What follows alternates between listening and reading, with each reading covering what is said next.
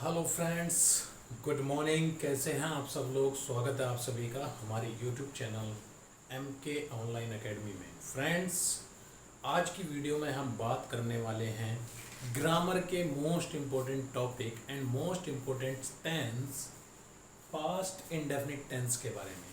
तो आज हम पास्ट इंडेफिनिट टेंस के बारे में बात करेंगे। फ्रेंड, जितने भी आपकी प्रॉब्लम्स होगी, अगर किसी बच्चे से पास्ट इंडेफिनिट टेंस में प्रॉब्लम है, नहीं आता है टेंस बनाना, तो आप देख लीजिए इस वीडियो को।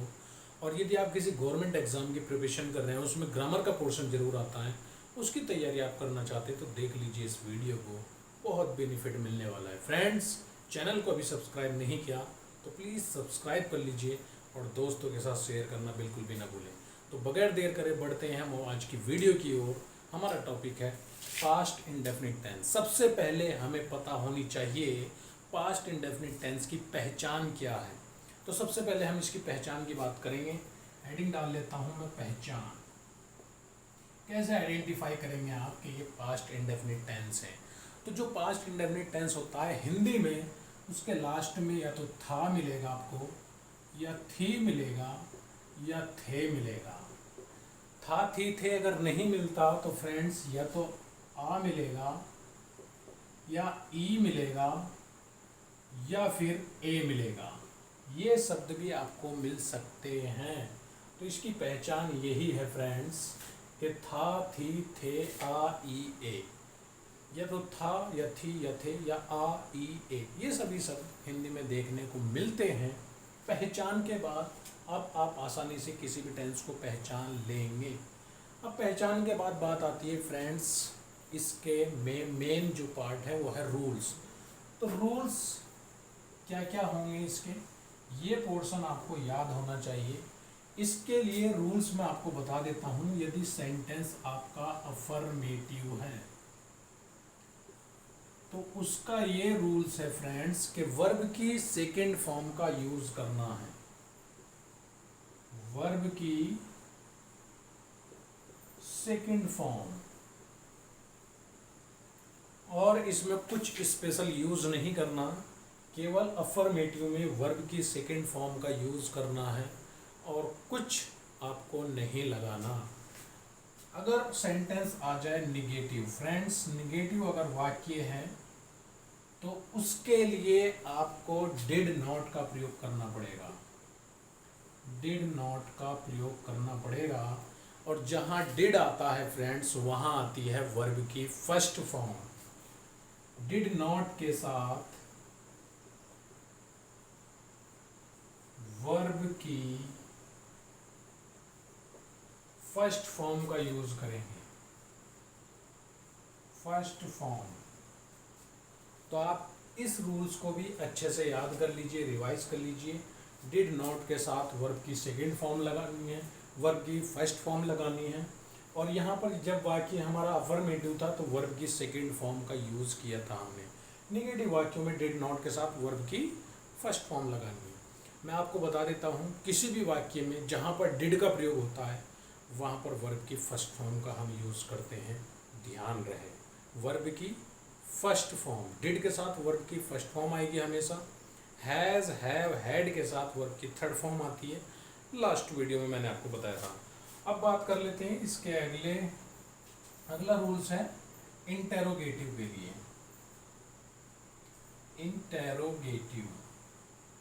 इंटेरोगेटिव में क्या करेंगे फ्रेंड्स, मैं आपको बताना चाहता हूं। डिड का प्रयोग वाक्य के शुरू में करेंगे। डिड का प्रयोग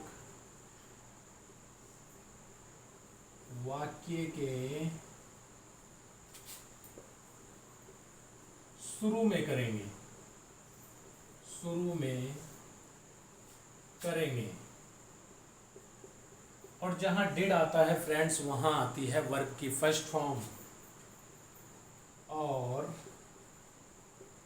वर्ब की फर्स्ट फॉर्म का यूज करेंगे, का प्रयोग करेंगे।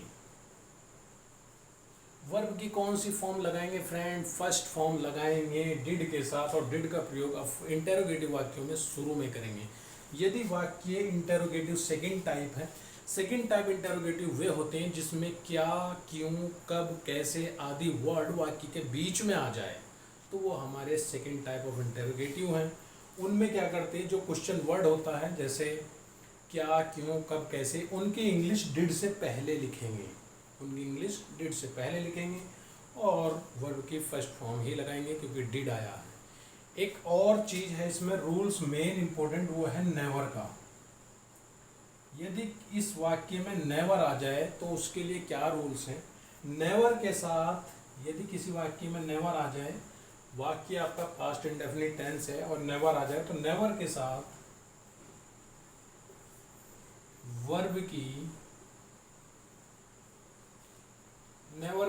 वर्ब की सेकंड फॉर्म लगाएंगे, सेकंड फॉर्म लगाएंगे। ये आप नोट कर लीजिए, यदि किसी वाक्य में नेवर आ जाए तो नेवर के साथ वर्ब की सेकंड फॉर्म लगाएंगे फ्रेंड्स, वर्ब की सेकंड फॉर्म लगाएंगे नेवर के साथ। और अगर नेवर के साथ डिड आ जाए या डिड के साथ नेवर भी आ जाए, डिड के साथ नेवर आ जाए, तो वहाँ वर्ब की फर्स्ट फॉर्म लगाएंगे। अगर डिड और नेवर एक साथ आ जाए तो वर्ब की फर्स्ट फॉर्म लगाएंगे, और अगर नेवर अकेला है, डिड उसके साथ नहीं है, तो वर्ब की सेकंड फॉर्म का यूज़ करेंगे। ये थे हमारे कुछ रूल्स जो कि पास्ट इंडेफिनिट टेंस से रिलेटेड हैं। अब बगैर देर करे हम बढ़ते हैं इनके फॉर्मूला की ओर। फॉर्मूला जिसने बना दिया, जिस स्टूडेंट ने फॉर्मूला बना दिया, वो कोई भी टेंस बना सकता है, कोई भी वाक्य बना सकता है बगैर झिझक के, बगैर रटे, बगैर याद करे। तो फॉर्मूला सबसे इंपॉर्टेंट पार्ट होता है। अब बढ़ते हैं इनके फॉर्मूलों की ओर।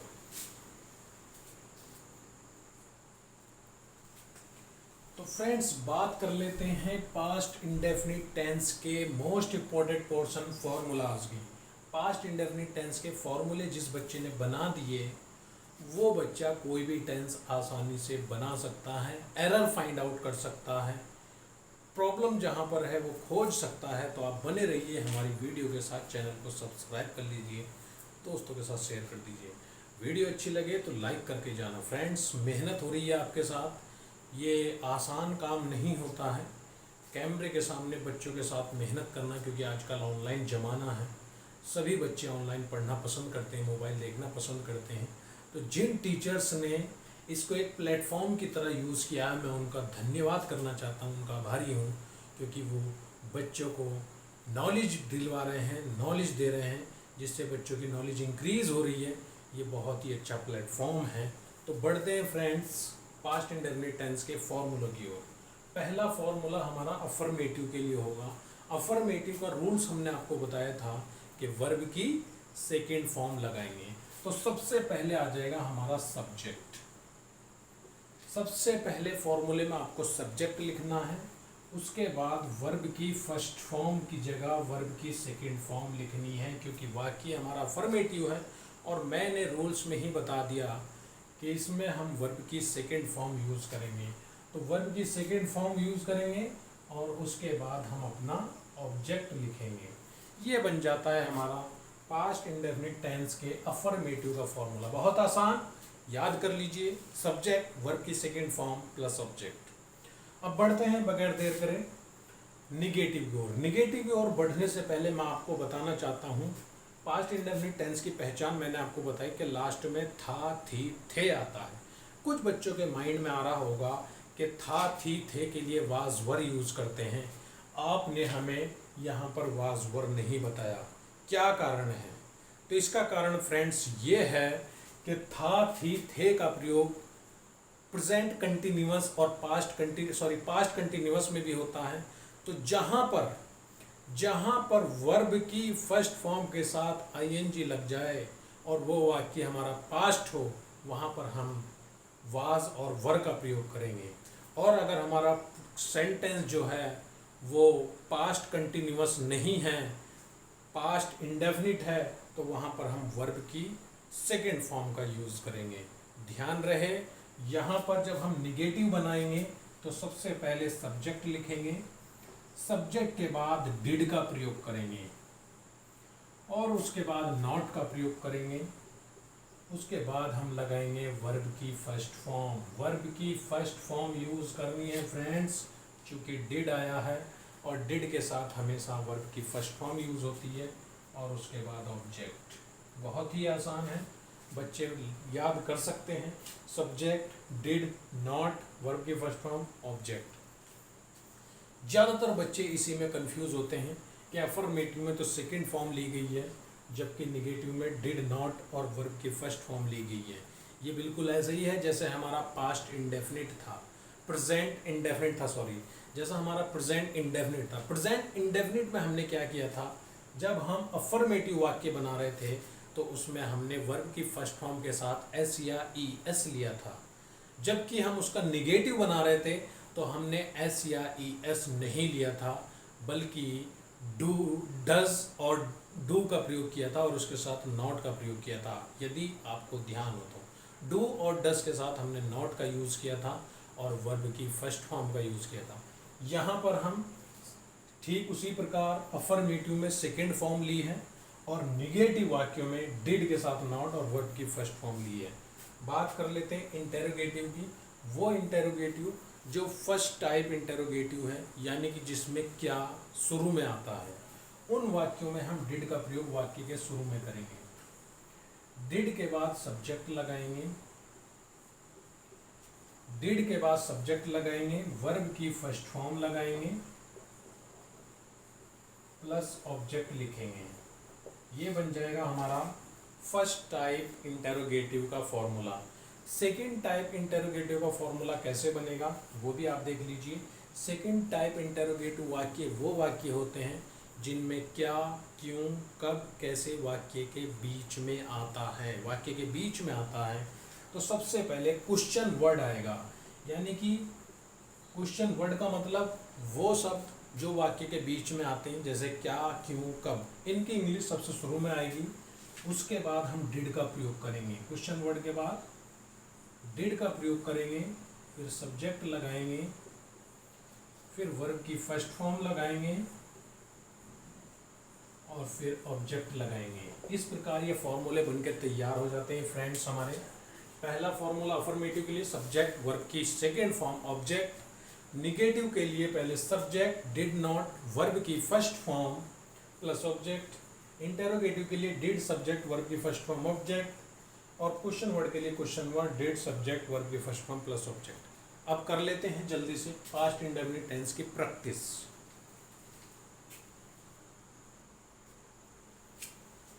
तो फ्रेंड्स, प्रैक्टिस के टेंस आपके सामने लिखे हुए हैं। पहला सेंटेंस है मैं कल दिल्ली गया था। ये एक अफर्मेटिव सेंटेंस है। दूसरा वाक्य है मैं कल दिल्ली नहीं गया था। ये एक निगेटिव वाक्य है। क्या तुम कल दिल्ली गए थे, ये एक फर्स्ट टाइप अफर्मेटिव है, सॉरी फर्स्ट टाइप इंटरोगेटिव है। तुम कल दिल्ली क्यों गए थे, और ये एक सेकंड टाइप इंटरोगेटिव है। तो सबसे पहले हम करेंगे अफर्मेटिव टेंस, मैं कल दिल्ली गया था। इसकी पहचान आपसे यहीं पर हो जाएगी, जिसके लास्ट में था, थी, थे, आ, ई, ए आदि शब्द आते हैं, वो पास्ट इंडेफिनिट है। अब आप कहेंगे कि ये तो पास्ट कंटिन्यूअस में भी आता है, लेकिन वहाँ पर रहा था, रही थी, रहे थे आदि शब्द आते हैं। तो यहाँ पर दिल्ली गया था, तो मैं कल दिल्ली गया था, इसको बनाते हैं अफर्मेटिव के फॉर्मूले के अनुसार। आप अफर्मेटिव का फॉर्मूला रिवाइज कर लीजिए। मैंने आपको लिखवाया था कि सबसे पहले सब्जेक्ट लिखेंगे। सब्जेक्ट वो होता है जिसके बारे में बात करते हैं। मैं कल दिल्ली गया था, इसमें वाक्य मैं हूँ, मैं यहाँ इस वाक्य में सब्जेक्ट हूँ, तो मैं की इंग्लिश आती है फ्रेंड्स आई। तो सबसे पहले लिखेंगे आई, मैं कल दिल्ली गया था, आई। अब सब्जेक्ट के बाद मैंने फॉर्मूले में आपको बताया था कि वर्ब की सेकेंड फॉर्म लगाएंगे। इसमें वर्ब क्या है फ्रेंड्स, जाना, गया था, और गया को इंग्लिश में बोलते हैं गो, और गो की सेकेंड फॉर्म होती है वेंट। तो आई के बाद हम यहाँ पर लिखेंगे वेंट, आई वेंट।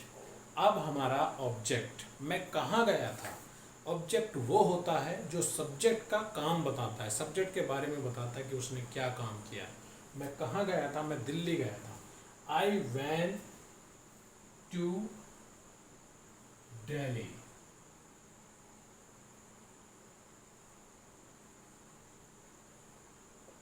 कब गया था फ्रेंड्स? कल गया था, इसलिए यस्टरडे बाद में आ जाएगा। यस्टरडे। इस प्रकार ये आपका अफर्मेटिव सेंटेंस बन के रेडी हो जाता है। बहुत ही आसान है कोई भी टेंस बनाना, कोई भी सेंटेंस बनाना, बस आपसे उनकी इंग्लिश आनी चाहिए। फॉर्मूले आपको याद होने चाहिए, आप फॉर्मूले के अनुसार फिट कर सकते हैं। इसी प्रकार मैं कल दिल्ली नहीं गया था, ये एक निगेटिव वाक्य है। इसको बना के देख लेते हैं। सबसे पहले सब्जेक्ट आएगा और सब्जेक्ट मैं हूँ और मैं की इंग्लिश आएगी। मैं कल दिल्ली नहीं गया था। सब्जेक्ट के मैंने बात बताया था फॉर्मूले में, यदि आपको ध्यान हो, फॉर्मूले में पहले सब्जेक्ट लिखेंगे फिर डिड लिखेंगे। तो आई के बाद आपको डिड लिखना होगा और डिड के बाद नॉट लगाएंगे फॉर्मूले के according. I did not. Friends, उसके बाद आपको बताया था कि वर्ब की फर्स्ट फॉर्म, तो आई डिड नॉट गो। यहाँ पर वर्ब है जाना और जाने के लिए इंग्लिश आएगी गो। आई डिड नॉट गो। कहाँ नहीं गया था? दिल्ली। टू दिल्ली। कब की बात है? यस्टरडे। इस प्रकार ये निगेटिव टेंस भी बनकर रेडी हो जाता है। I did not go to Delhi yesterday. क्या तुम कल दिल्ली गए थे? ये एक इंटेरोगेटिव वाक्य है और इंटेरोगेटिव में मैंने आपको बताया ये फर्स्ट टाइप इंटेरोगेटिव है, क्योंकि इसमें क्या शुरू में आ रहा है। इसके लिए हम डिड का प्रयोग वाक्य के बिल्कुल शुरू में करेंगे, डिड। उसके बाद सब्जेक्ट लिखेंगे। फॉर्मूले में मैंने आपको बता दिया, फॉर्मूला है यहाँ पर यू, डिड यू। सब्जेक्ट के बाद फ्रेंड्स वर्ब की फर्स्ट फॉर्म लिखेंगे। डिड आ रहा है तो डिड के साथ हमेशा वर्ब की फर्स्ट फॉर्म लगाएंगे और वर्ब की फर्स्ट फॉर्म है यहाँ पर गो। कहाँ गया था? दिल्ली की बात हो रही है। और कब की बात हो रही है? यस्टरडे। और लास्ट में फ्रेंड लगा देंगे question mark. Did you go to Delhi yesterday? क्या तुम कल दिल्ली गए थे? और सेकंड टाइप इंटरोगेटिव वाक्य दिया गया, तुम कल दिल्ली क्यों गए थे? तो सबसे पहले मैंने आपको बताया था कि इसमें क्या, कब, क्यों की इंग्लिश सबसे पहले लिखेंगे और सबसे पहले वाई आएगा। क्यों की इंग्लिश हो जाएगी why. Why did, question word के बाद डिड का प्रयोग, फिर सब्जेक्ट का प्रयोग। सब्जेक्ट है हमारा तुम यानी कि यू। Y did you. इसके बाद आप बता सकते हैं सब्जेक्ट के बाद आएगी वर्ब की फर्स्ट फॉर्म, क्योंकि डिड आ रहा है इसलिए फर्स्ट फॉर्म लगाएंगे और वर्ब की फर्स्ट फॉर्म है यहाँ पर go. Why did you go? कहाँ की बात हो रही है? दिल्ली जाने की। कब की बात हो रही है? यस्टरडे की। और लास्ट में लगा देंगे क्वेश्चन मार्क। बहुत ही आसान है पास्ट इंडेफिनिट टेंस को चेंज करना या बदलना या एरर फाइंड आउट करना। आप फाइंड आउट कर सकते हैं कि वाक्य अफर्मेटिव है तो वेंट आएगा और यहाँ पर डिड आएगा, क्योंकि और डिड के साथ हमेशा वर्ब की फर्स्ट फॉर्म आएगी। यही ध्यान रखना होता है एरर फाइंड आउट करने के लिए। एक और सेंटेंस ले लेते हैं, एक और प्रैक्टिस कर लेते हैं छोटी सी। नेक्स्ट सेंटेंस है, मेरे पिताजी आज दफ्तर गए थे। मेरे पिताजी आज दफ्तर गए थे। ये एक अफर्मेटिव वाक्य है और अफर्मेटिव को बनाने के लिए सबसे पहले सब्जेक्ट लिखेंगे। सब्जेक्ट है यहाँ पर मेरे पिताजी। मेरे पिताजी की इंग्लिश हो जाएगी माई फादर। वर्ब की सेकेंड फॉर्म लेंगे। वर्ब की सेकेंड फॉर्म वही जाना यानी कि went. My father went to office. दफ्तर की बात हो रही है, ऑफिस। और कब की बात हो रही है? आज की बात हो रही है, टुडे। मेरे पिताजी आज दफ्तर गए थे। My father went to office today. तो फ्रेंड्स, मैं आपको बताना चाहता हूँ ये एक अफर्मेटिव वाक्य मैंने यहाँ पर बनाया है। इसका निगेटिव आप बना करके इसका निगेटिव और इंटेरोगेटिव, ये दोनों वाक्य आप बना करके मुझे कमेंट बॉक्स में बताएं कि सर ये वाक्य ऐसे बनेगा। हमें भी बहुत खुशी होगी कि बच्चे लगन से पढ़ रहे हैं। एक तरीके से आपकी प्रैक्टिस भी हो जाएगी, क्योंकि प्रैक्टिस ही आपको परफेक्ट बनाएगी। मैं आपकी केवल हेल्प कर सकता हूँ, मेहनत तो आपको ही करनी पड़ेगी। यदि फल आपको चाहिए तो मेहनत करिए, मेहनत से पीछे बिल्कुल नहीं हटना है, और मेहनत के आगे ही आपको जीत मिलेगी। मेहनत ही एक ऐसा मंत्र है जो किसी भी चुनौती को आपको, किसी भी चुनौती के सामने आपको झुकने नहीं देगी, बल्कि उस पर जीत दिलाएगी। तो फ्रेंड्स, आज की वीडियो में बस इतना ही। मिलते हैं नेक्स्ट वीडियो में नए टॉपिक के साथ। Take care. धन्यवाद।